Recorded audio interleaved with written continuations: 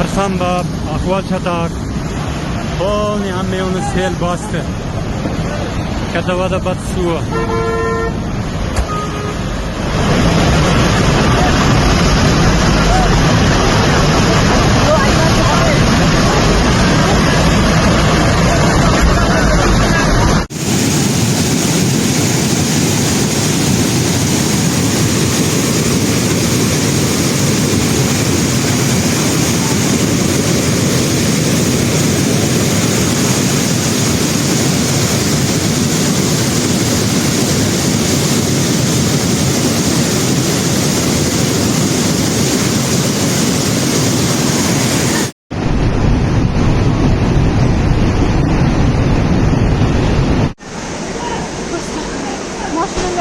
Şirketi hayran boktan.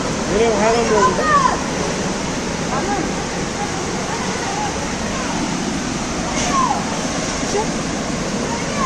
Niye?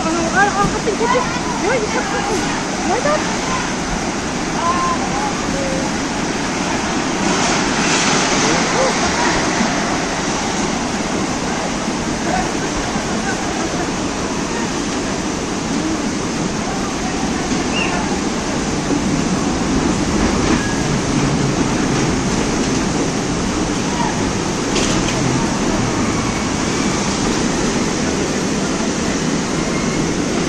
Maşinanı almasan mı ya?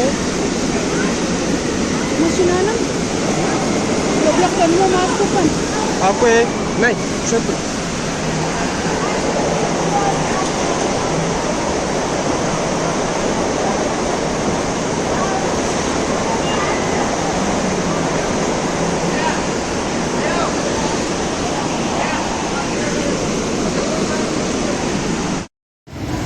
Oy Aslanbop, may sayını boyda şeydagalar kaçıyla Trivoga sel ketdi katta sel.